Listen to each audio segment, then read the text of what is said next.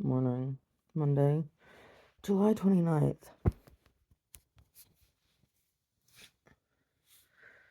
2024. I'm Larissa. My video diary.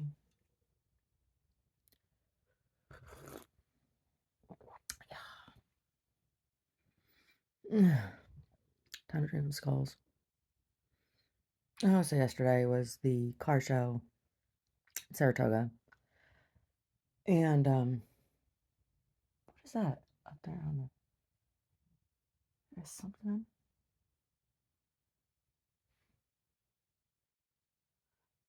the dresser up there. It looks gross.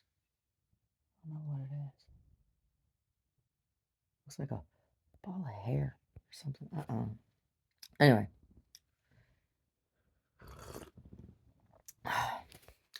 Car show. The cars are cool. Yeah, they are. It doesn't bring me any business though. It doesn't. Nobody buys nothing. It doesn't keep my doors open.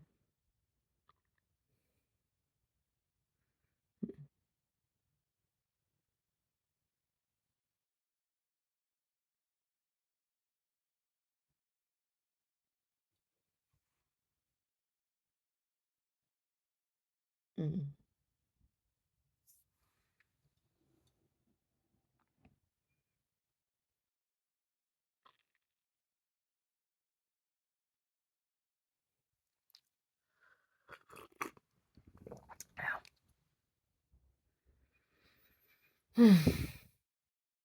So today, I need to do some laundries, go grocery shopping, and follow up on some emails and communications. Yeah.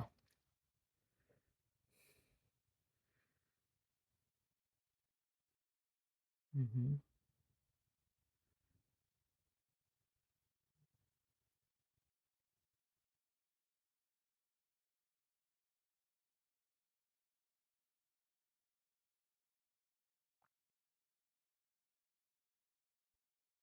Yep.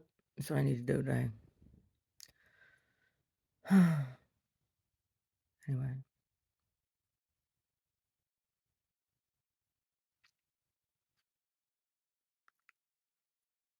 Do some meal planning for the week.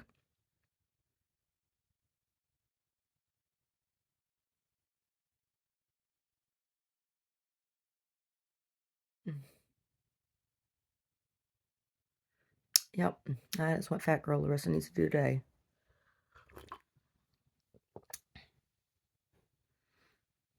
I should say a little less fat girl Larissa. Yeah. I've lost a couple inches. Oh, I still got a ways to go. Still big fat girl. Yeah. I'm not trying too damn hard, am I? No, I'm not. Um, no. Why? Like, what's the point? When I was skinny, and cute, like, people were always accusing me of, like, coming on to people or whatever. I was just like, no. And then when they realized I wasn't coming on to people, onto them, then they said I was gay. No. I just need more than someone being cute to turn me on. Yeah, sorry. Marissa's never been, I've never been cheap like that.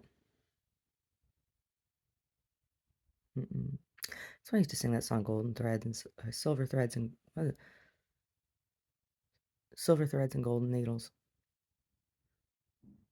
I don't want your lonely mansions with a tear in every room. All I want's the love you promised beneath the haloed moon.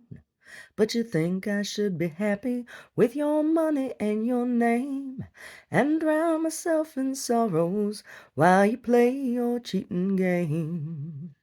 Silver threads and golden needles cannot mend this heart of mine, and I dare not drown my sorrows in the warm glow of your wine. You can't buy my love with money, 'cause I never was that kind. Silver threads and golden needles cannot mend this heart of mine. Yeah,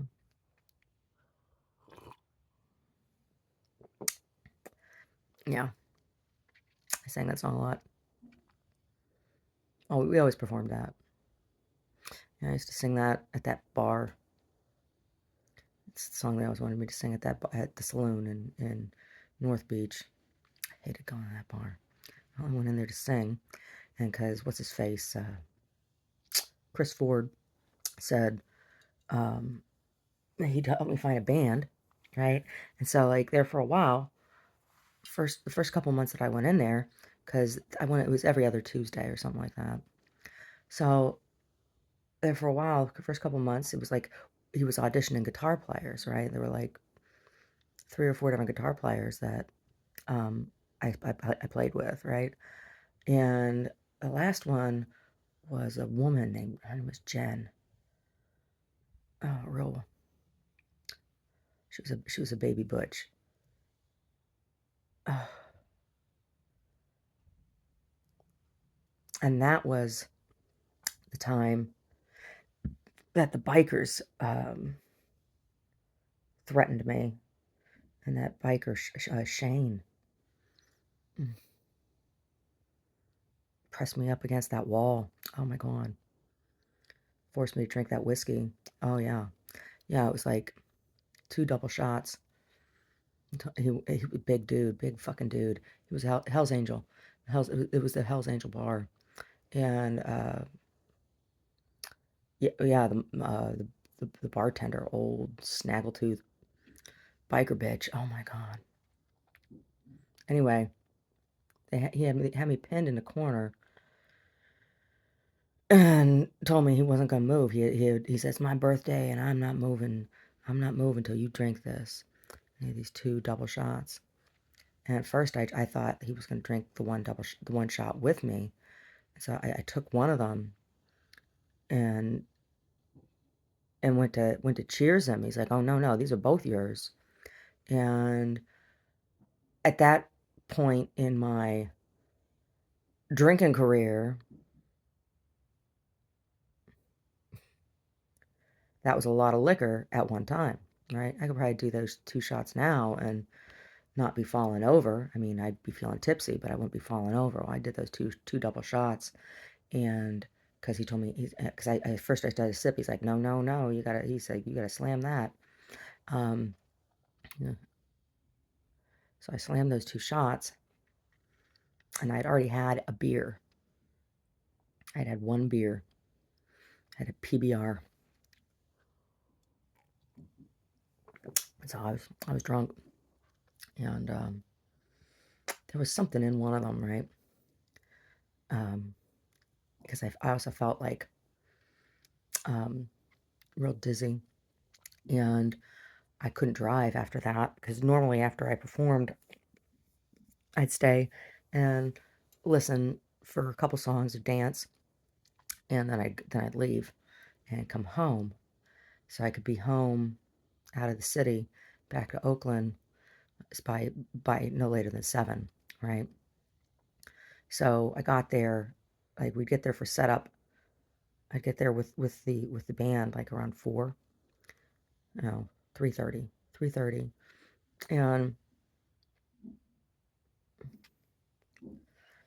they'd play like 3 songs, and then I'd get up and do my 2.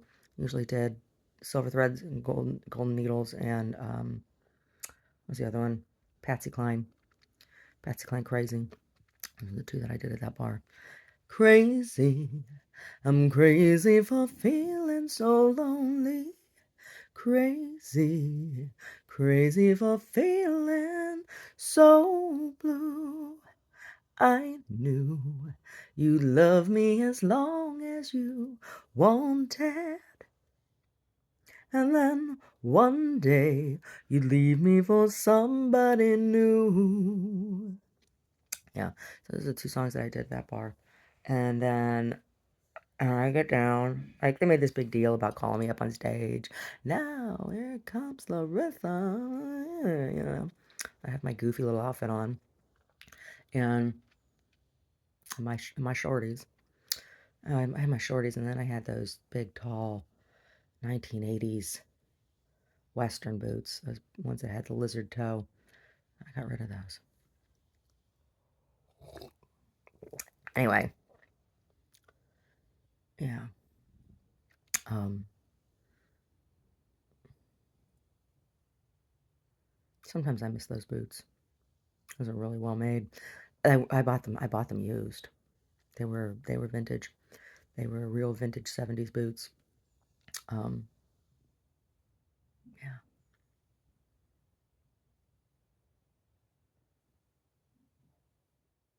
They were made in Texas. They were made in USA. They were made in Texas. What was the brand on those? I'd recognize the name if I heard it. There was a famous bootmaker. Anyway, um, yeah, that night I didn't get home till late that night.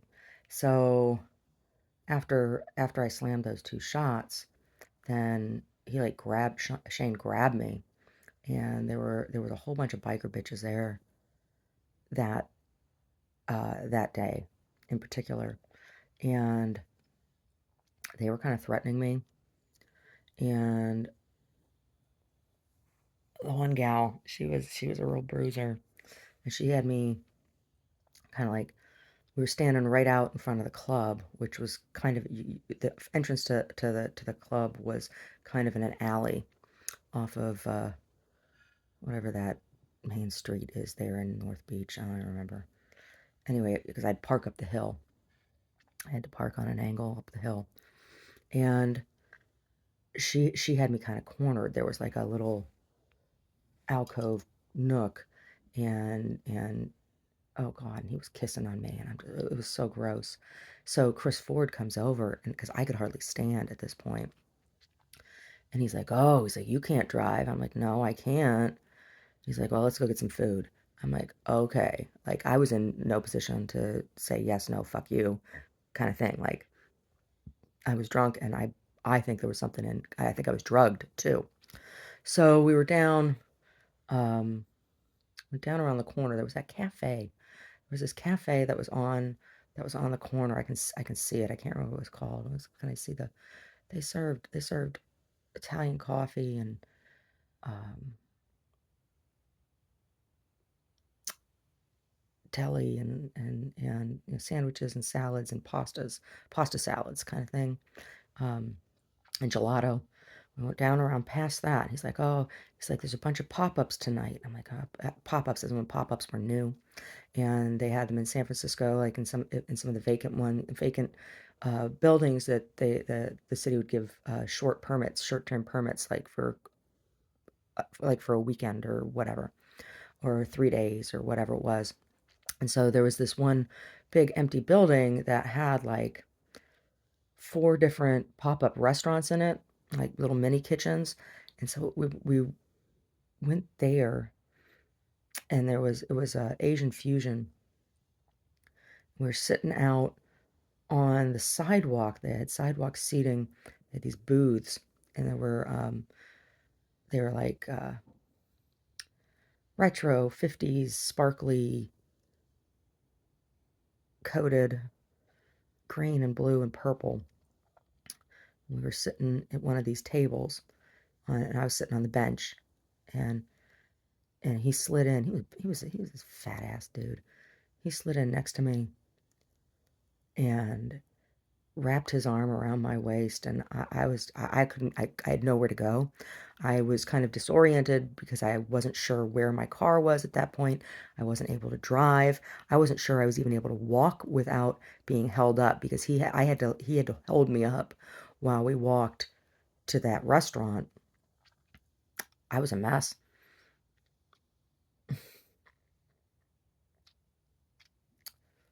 Oh, he stuck his tongue in my mouth, and I'm just like, oh, it was awful.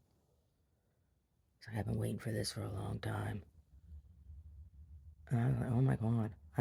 I wasn't interested in him in the least. He had just told me he was gonna put a band together for me, and he did some producing. He lived in Oakland. Oh, I didn't know that. And when we lived over in Alcatraz, there was a record store that was down the other end of Alcatraz, past the 44, and he was in there. He ran that record shop, and he lived in that neighborhood. And I saw him. I was like, oh, I told Homer. I said, that's the dude that did that. Because when I got home that night,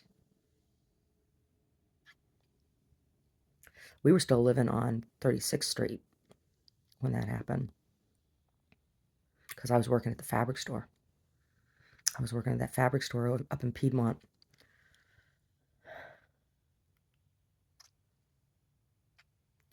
Yeah. Anyway, yeah. I was terrified. I was terrified at the biker bar. I was terrified. That guy was so gross.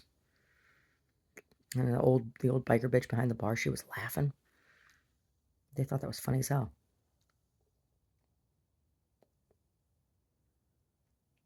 It's the last time I went. I didn't go back. He's like, oh, I'll see you in 2 weeks. I'm like, nope. It took after I ate and went to the bathroom, and he wouldn't. They asked me if I wanted a drink, and when he didn't even let me answer, I was going to say no, but he ordered for us. He told the waiter. He's like, no. He's like, she needs nothing but water. You got to keep bringing her water. And I kept chugging the water. I was so thirsty. I was so thirsty. I don't know what it was they gave me, but it made me super, super thirsty. I drank they brought out a pitcher, like a big carafe of water, and I drank almost the whole thing myself. I was so thirsty. So I ate and went to the bathroom, and after I went to the bathroom, then I could walk better. Whatever it was, I peed it out. Yeah. And then he walked me to my car. He helped me find my car.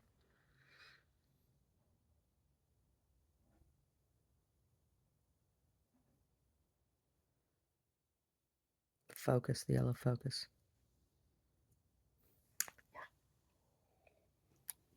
That's the last time I sang in North Beach.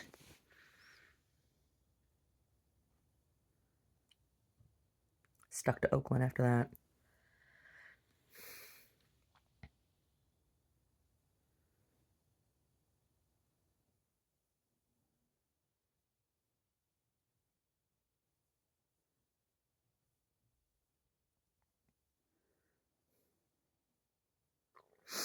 Chris Ford. They wouldn't. After that, they wouldn't. They didn't. He didn't come around El Rio anymore. So I told Deb. What happened, and she was like, "What?" Because he used to do sound at El Rio sometimes.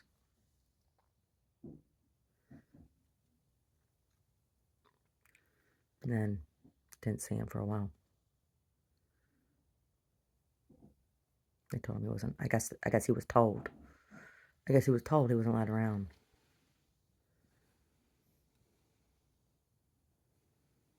I don't know.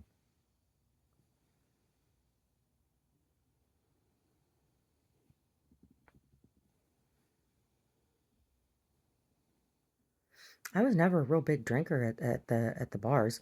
Um, I drink 2 drinks maximum, and that was if I was going to be at the club for the entire night, like depending on what the event was. Because I used to be polite, like I used to sit and listen to everybody's set, right? For the events where you showed up and had to sign in, right? And they had a set number of slots, right? Like if it was just come in all night and there was no, but most of them had a set number of slots, and once they were filled, then you couldn't sign up anymore. And so once El Rio, they I think it was like 30. They had no like 20 slots at El Rio was like the max. So I'd stay to hear everybody's set. A lot of people, they just get to do theirs and then they leave, right? But I always stayed to listen. So, and at El Rio, I never drank. I'd have one drink, and it was usually a beer. Usually I'd have a PBR, and then after that I'd have hot tea because he had hot tea. I'd have a chamomile tea at El Rio, and then Dorsey's, at Dorsey's I would do a shot of Patron and a Red Stripe, and what was the name of that other club down in Old Oakland where it had the weekly poetry slam. What the hell was the name of that club? It was downstairs. I always want to call it the Bubble Room, but the Bubble Room was in San Francisco, and that was a dance club, and I only went there that one time to the Bubble Room. What was the place in Old Oakland? There were like 3 clubs there, and this one was the one I went to all the time. It was real busy all the time. They had the hot water cornbread was the event producer at that. Anyway, I'd usually have a vodka soda there. Vodka soda. But like one. And then they had water. They had bottled water. That's what I did. So I was like, I was never at none of those clubs. I was never drunk at any of those clubs, ever. The place that I normally would have 2 drinks was at Dorsey's. Yeah.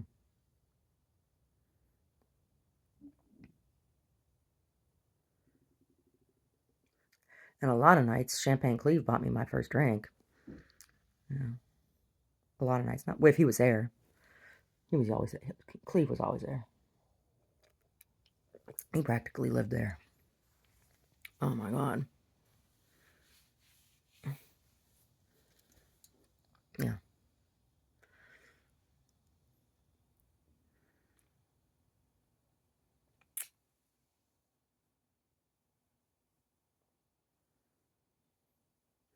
Yeah, no. Yeah, and none of those places was I ever, did I never felt in danger at any of those places. It was in San Francisco that I had problems, and in my own fucking building, my own neighborhood. That's where I had problems. It's the same thing when we lived in the rolling 30s over there. It was when that guy, walking home from Stork Club, or no, we weren't at Stork Club. That was in Kim's backyard. The night Mama Kim kicked me out because she mistook me for somebody. Somebody else did something, and she thought I did it, and I didn't do it. Someone busted up the bathroom real bad, and I was trying to put the toilet paper roll back together. And I came out to tell her. I said, someone busted up your bathroom, and the toilet paper roll came rolling out into the main floor. And she like flipped out, told me she didn't want money from my kind, and I had to get out right away. I said, can I go tell my husband? And Omar got all pissed off. I said, we got to go right now. He said, why? I said, I don't know. And he stormed out. And I like I'm like, I didn't do it. And I said, Mama, everybody called her Mama Kim. I said, Mama Kim, I didn't do it. I didn't do it. I said, I didn't know what the hell she was talking. She said, get the hell out of my. She says, I hate your kind. I don't know. She didn't like gypsies. I don't know. So she kicked me out of the club. And I still have no idea. I had put like $5, $6 into the jukebox. I'd been standing in line to get to go in the bathroom. It was after one of the improv shows, and we were there with the rest of the cast. And we used to go to Mama Kim's. We used to go to Kim's backyard after shows, after performances, not after practices. After performances, we'd go to Mama Kim's, and they were all sitting out in the patio and out in the backyard, and I'd only had one drink, and I was standing in line to go to the bathroom, and so I put a bunch of money into the jukebox, and after I did that, like a whole shit ton of people came in, like 50 people. I don't know where all these people came from, but the place was standing room only, and whoever was in the bathroom they didn't have a men's room and a women's room. There was just one bathroom, right? You had to, it was a single stall kind of, a single bathroom kind of thing. So there was a woman that came out before me, and that's when I went in. The bathroom was like, she didn't like, there wasn't like poop or anything all over the toilet, but like everything was torn off the walls. I don't know. It's like she went in there and like flipped out or something. I don't know what the hell happened. And I don't know. It was weird. Yeah, but walking home that night, I walked down Telegraph by myself because Omar like stormed home, and that guy, he wanted me to go into the Mosswood Park with him. Uh-uh. And then I found out that there had been two women found murdered in the Mosswood Park recently, and I was like, oh my God, that's that dude. He's like, I'd like to make love to you in the park. I'm like, no, thank you. I said, what do you think I am?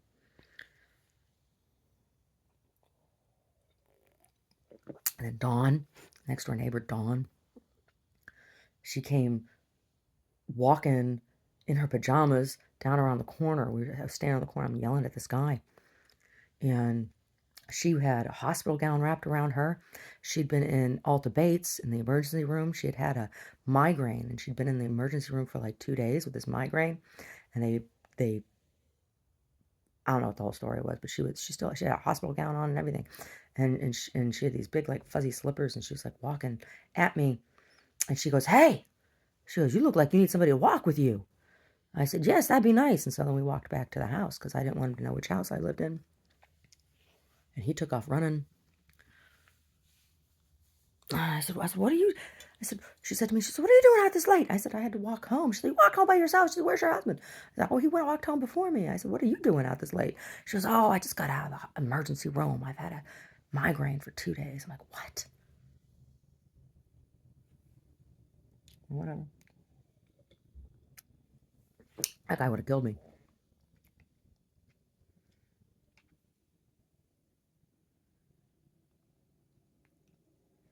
Anyway, I don't know why I'm still alive. Guess God just wants to torture me some more.